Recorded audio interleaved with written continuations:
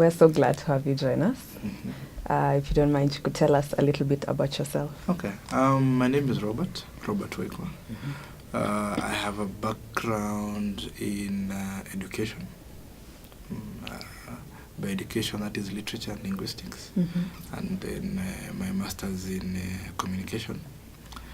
And a lot more other certifications within film, TV, broadcasts, satellite transmission. That is what I have done. I think I'm in this space right now because of Vision TV. I was part of the team that basically set it up from scratch. So, by definition, would you consider yourself a content creator? Content creator, yes, that is my creative side. By content creator, I think what you mean by content creator is someone who, from the word go, initiates an idea, brings it together, and sees it to completion. And by completion, it is aired and shared with an audience. Yes. Yes, that I would say I have done and done for many years. Because my foundation is drama. That's where I started. So my transition was just moving from a stage to the screen. It was just making that transition. All right. So just basically break down your day. Like, what does your normal day look like here at work?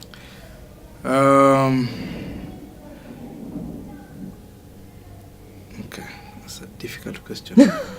Today I was just having a discussion with our caretaker who told me, you guys have very odd hours.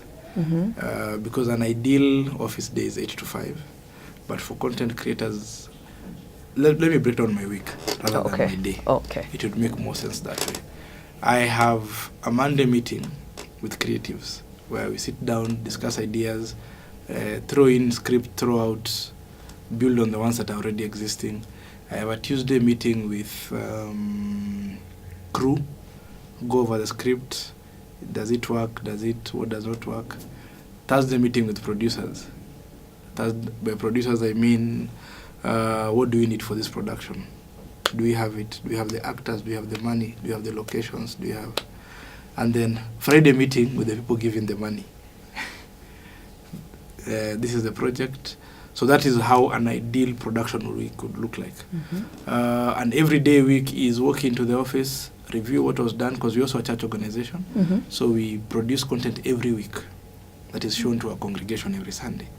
By congregation, that is about 3,000 to 5,000 people every weekend. So every weekend we have stuff that was shot, edited, and shown. So we will have a review. How was it? Any errors? What was the reception? Was it effective? What did the audience walk away remembering? And then now, within the course of the same day, start planning what is being shot this week. So with that being your work week, what is your work ethic, or rather what are your pointers for your work ethic? What would you say this is important to me at work? One is everyone living to their full potential. By that I mean, is everyone giving their all? I can't have lukewarm. In content producing, lukewarm does not work. You're either going in, because the truth is you'll be judged. This is a very public job. Okay? The fact that you're doing this interview, you'll show it to your classmates, who will then tell you your lighting was not effective or your audio had issues, but they are not here. But they get to have a say in what you do. So unless you're committed fully into it, that's the only way you'll have the heart to actually take the feedback and become more positive and build on it. Otherwise, if you're not fully in, then it won't work. You will get hurt, you will give up. So part of my irreducible minimums is one, give it your all. Two, always innovate. There's always a new way to do something. I know it has been done before, but there's always a new way to do something. What can you do to make it different? And three, take a risk. So if you're within my office, and I think else will tell you, and you keep on doing the norm, eventually we will struggle. Yes. All right. So, what does the content creation scene look like today? We're in the middle of a blossom Mm-hmm. in terms of the content creation scene. Everyone now is shooting, everyone is editing. Cameras have become cheaper, cameras have become more affordable, and more people in your generation and in my generation are starting to view creativity as something you can actually pursue. Mm-hmm. So the number of people shooting has increased dramatically. What that has done, it has blown up content. And then the number of platforms that are available for you to showcase your content have also blown up, because everyone now has access to data. So you're not limited to your program going on TV. You have YouTube, you have Vimeo, you can do an estate showcase, you can send it via WhatsApp. If you're in an African market, if you're in an European market, there are other platforms that you share content via. So what that has done is that it has opened up the market. Mm-hmm. So everyone is creating. The challenge is the control. But for me, what I think is let's get to a point. Eventually, the control will come on its own. Because there are people who, it's the way we keep on saying, love sells. So if I start a sex vlog, say, even if I'm using a cheap phone Mm-hmm. with poor lighting, I will get 1 million views. Okay? Mm-hmm. Because it's a love, sex, blah, blah, blah kind of setup. Okay? You who's doing Jesus is Coming with 4 HD cameras, top of the world sound, you're at 10 views. Okay? Because your content is not... So finding... that's what I'm saying. The market will shape itself eventually. The people will give up. People will readjust their content to meet what the producer, what the audience wants. Yeah. So it's a good place to be, because even on the professional end, we are doing quite well. I You think. need to catch up with the growing scene. Yeah? Yes, we are doing, because right now Mnet is commissioning very many programs. Zouk is commissioning programs. StarTimes is commissioning programs, and they're giving good money for productions. Okay, So yeah. people are doing professional jobs, and also you have this other scale where every amateur has walked in and is doing, and then you have this other scale of I will not be defined by the world, where you have independence, our indie kind of setup. All right. So you've mentioned a challenge when it comes to creating content from a Christian background, and you mentioned that when you're creating a clip that's more on the secular side, it sells better than something created for a Christian audience. Now, you being a Christian institution, how do you reconcile that challenge? There's a question we had to ask ourselves. The question is whether we are here to entertain Christians or to bring non-believers to Christianity. So if our objective is to entertain Christians, then we create content to entertain Christians, where I preach to the choir. Okay? And there are people who already are doing that. And I know using the word entertain Christian sounds bad, but because there's content to edify, there's content to grow people. And if you're already a believer, already in growth, you look for that content because you want to grow. Okay? But there is the random guy who won't look for that content. So you have to create content that, one, lures them in without necessarily you lowering your standards. So we have been forced to find creative ways of retelling stories, Christian stories, if I may call them that, or just stories that point people towards the message. And then also accepting that as a content creator, you're not the end of the system.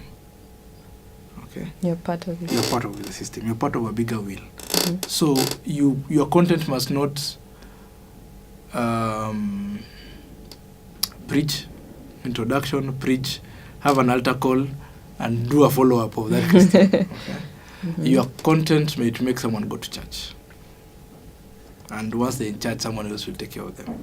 Okay, so your objective is basically getting people to go. Exactly.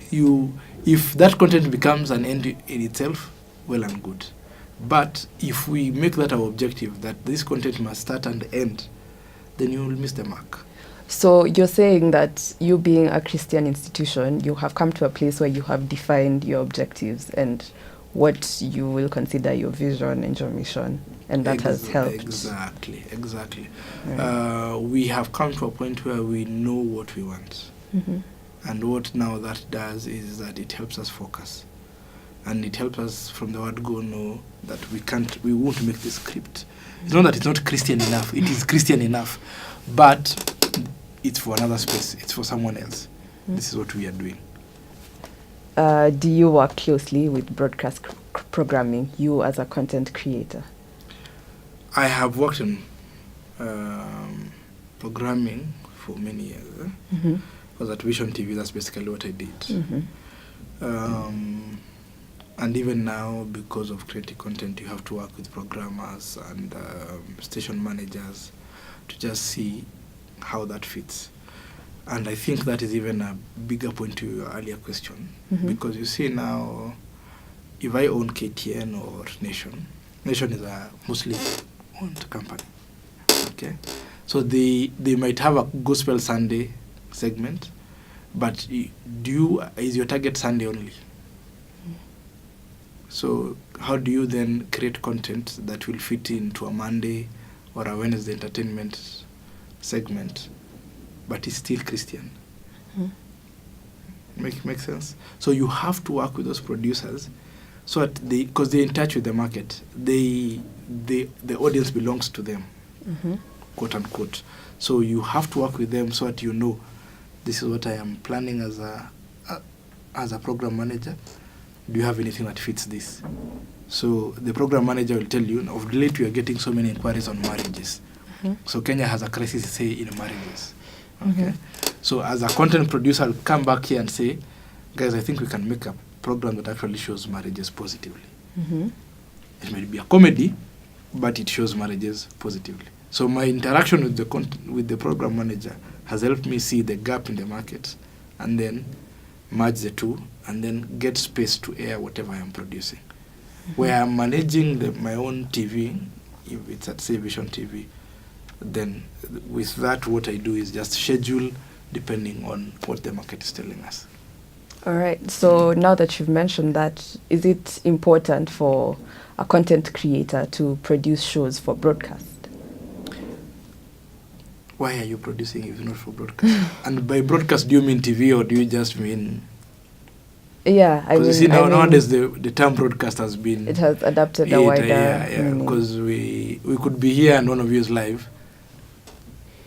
So that's already broadcast. So broadcast has changed from what... Because previously, when we say broadcast, TV is what we had in mind.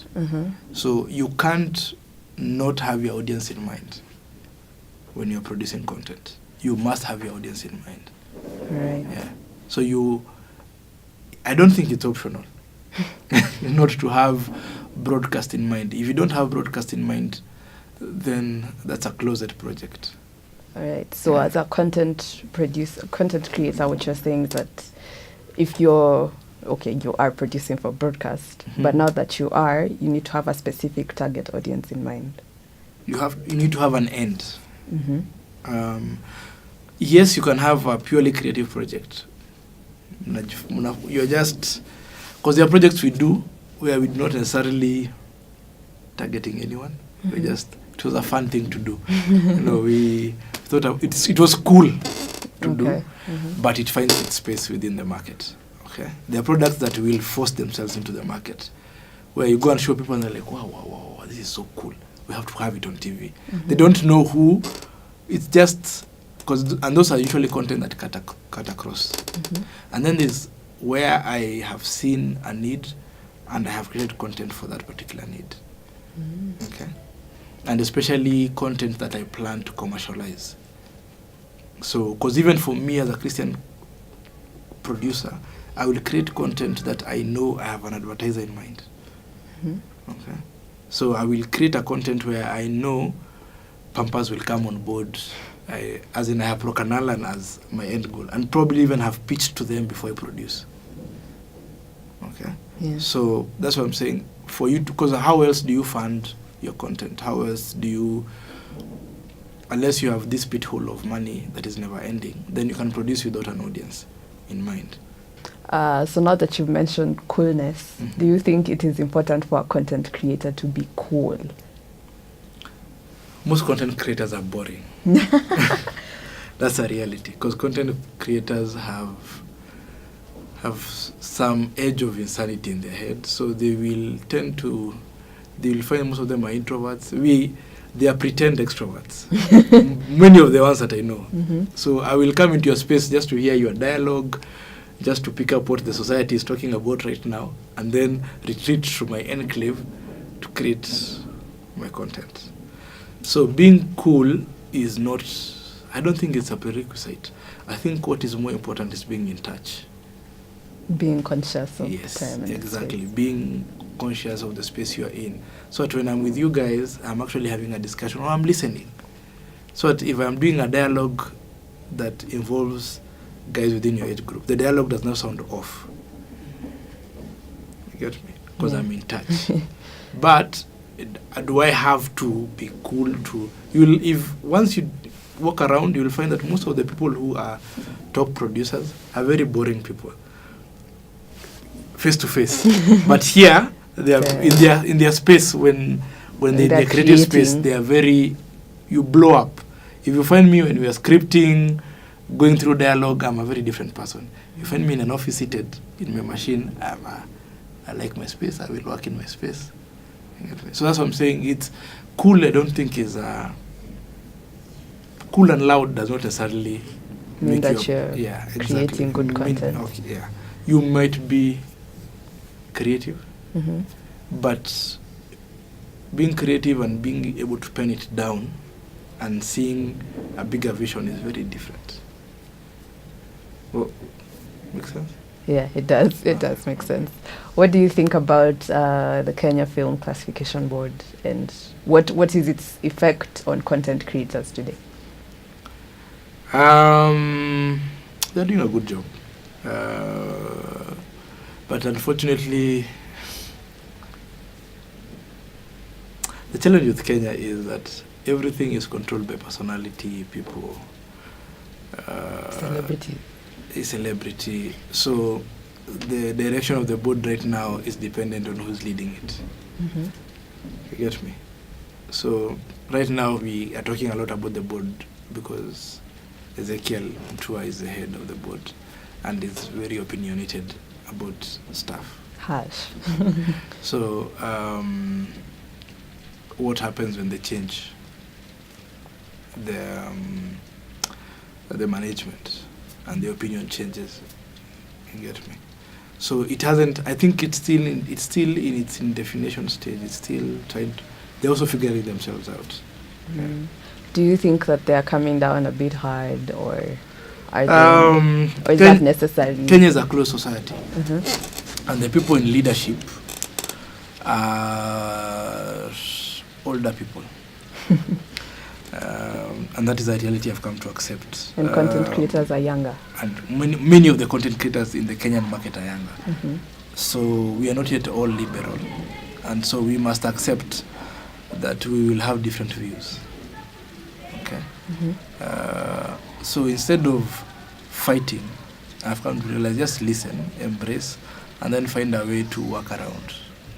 So because the truth is, until those people die, and you become the managers, I don't see it changing overnight.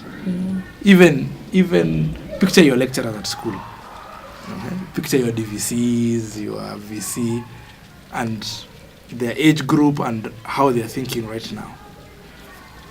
And then now try and let me think of a program. there's a YouTube channel called Over 25. Okay? Try pitch that to your VC. You get me? Yeah. So you might be planning to do a cleaner version of that. But for them to understand what you're trying to do, you need to show them that first. But what will be their first reaction? Obviously. Exactly. And that's what I'm saying. You find a way to work around it. Exactly. So if you can't beat KFCB, work around it. I think you'll spend so much money and energy fighting it instead of creating. Create.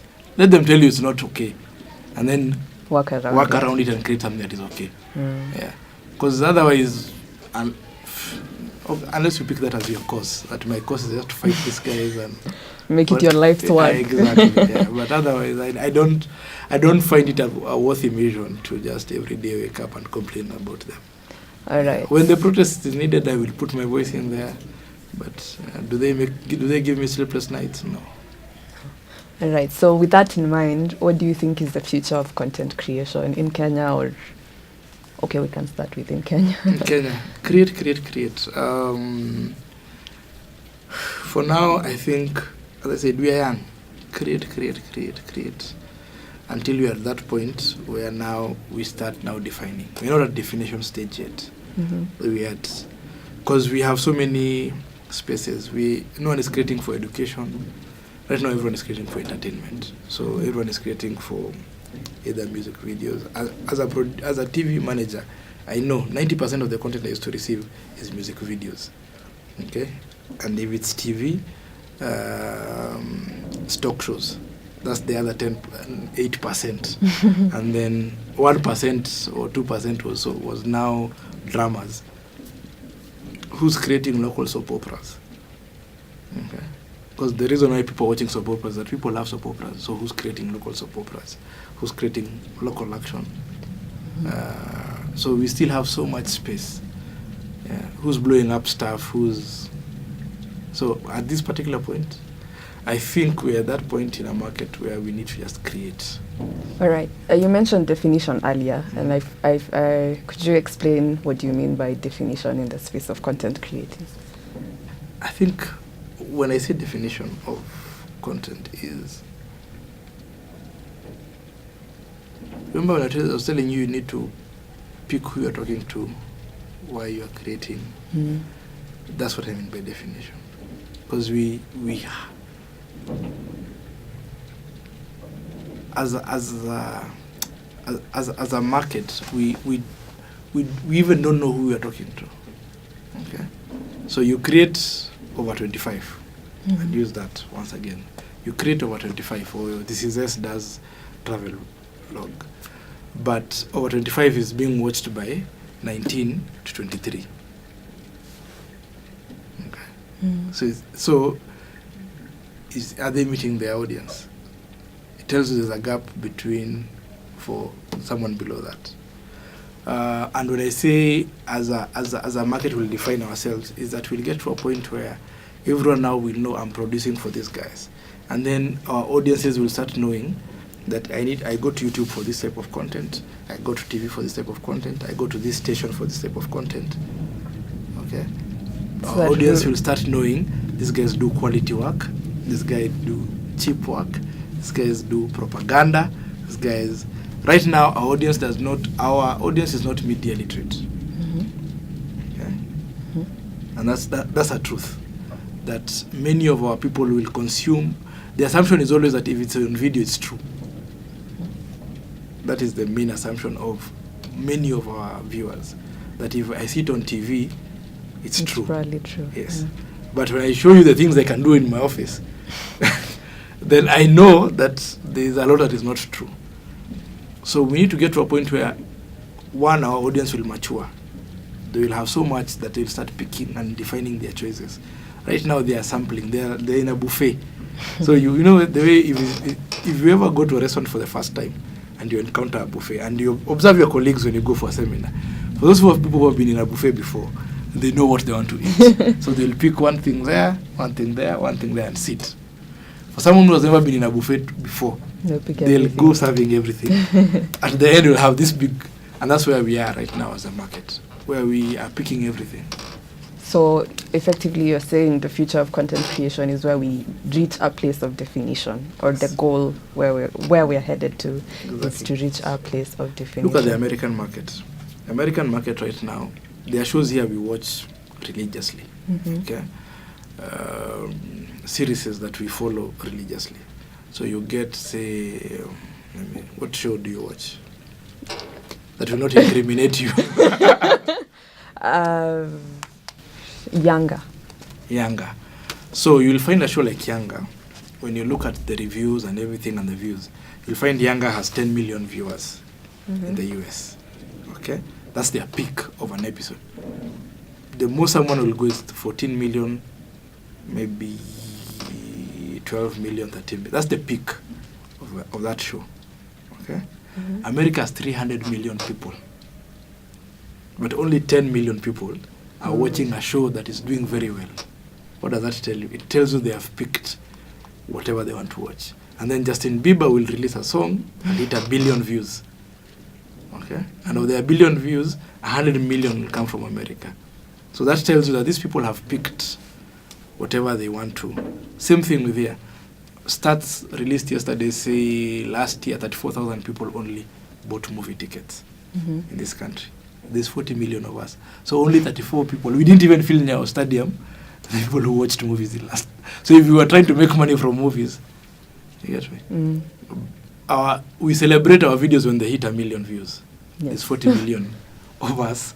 But it tells you get me? Even the channels you're talking about right now, they have what, 40,000, 30,000 views, 25,000. No one is doing consistent 100, 150,000, 200,000 views. Because everyone is watching everything. So not even prime time or? NTV, KTN operate between 15% to 13% of the market. Okay? And those are the stations where you say you have a lot of content. Citizen is operating at about 40%, maybe 35, 40%. You have Inoro, which is doing local, in mother tongue, doing almost another 25%. So that's what I'm saying. We are really defining ourselves. Because here in Nairobi, your thoughts of what people are watching are very different from if you go to a country and what they are watching. Yeah. That's what I mean by that. All right.